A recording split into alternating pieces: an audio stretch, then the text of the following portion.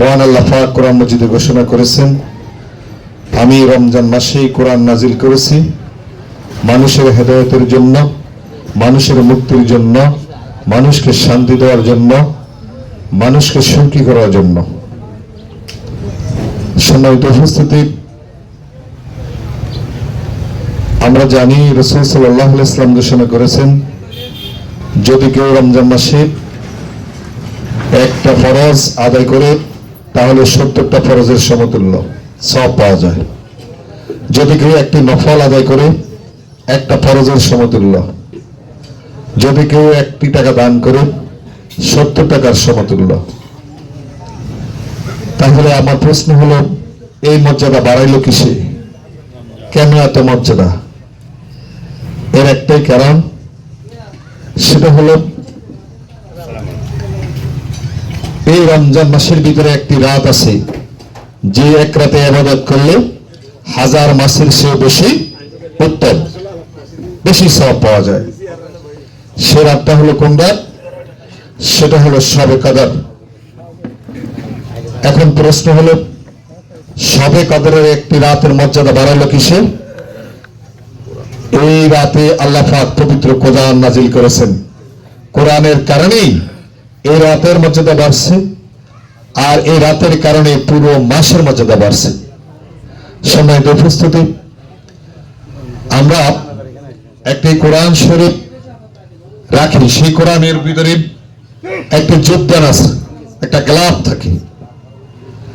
আমার গায়ের যে পাঞ্জাবি, এই পাঞ্জাবি ছিলানোর পরে একটা টুকরা দিয়ে আমরা একটা যোগদানের গ্লাভ ছিলাইলাম, কোরআনে একটা গ্লাভ ছিলাইলাম, যোগদান ছিলাইলাম।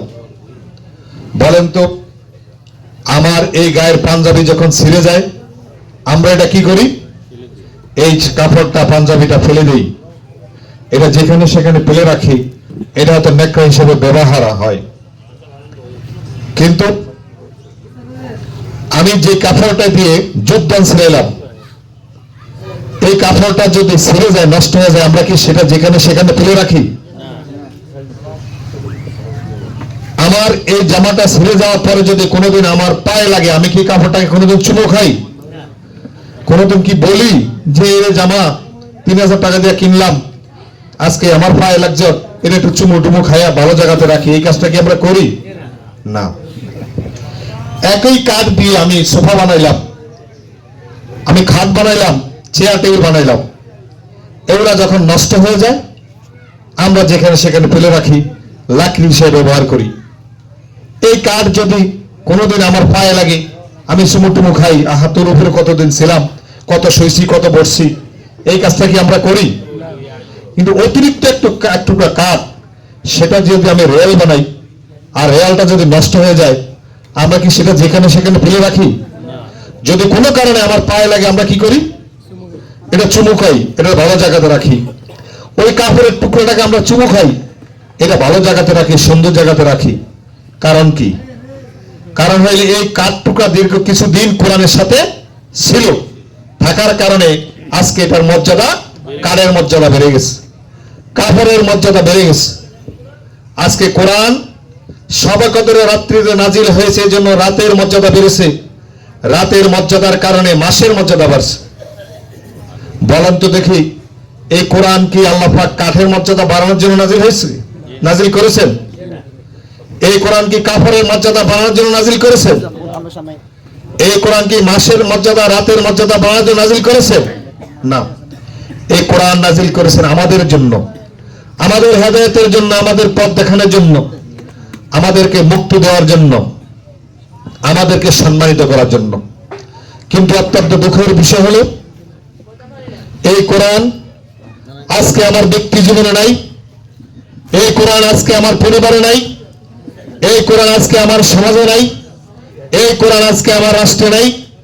না থাকার কারণে আজকে আমরা মুসলমান জাতি সারা বিশ্বে আজকে আমরা লাঞ্ছিত, অপমানিত, অপদস্থ। যে কোরআন আমার সংবিধান, সেই কোরআন দিয়ে আমার ব্যক্তি, পরিবার, সমাজ, রাষ্ট্র চলে না। না থাকার কারণেই আজকে আমরা মুসলমান জাতি সারা বিশ্বে লাঞ্ছিত। যদি কোরআন আমার ব্যক্তি, পরিবার, সমাজে থাকতো, তাহলে আজকে সারা বিশ্ব আমাকে চুমু খেত, সারা বিশ্ব মুসলমান জাতিকে সম্মান করতে, ইজ্জত দিত। এজন্য আমার সর্বপ্রথম যে কথা, এই রমজান মাস কোরআনের মাস, আসুন আমরা কোরআন পড়ি, কোরআন বুঝি, কোরআন দিয়ে আমার ব্যক্তি, পরিবার, সমাজ চালানোর চেষ্টা করি।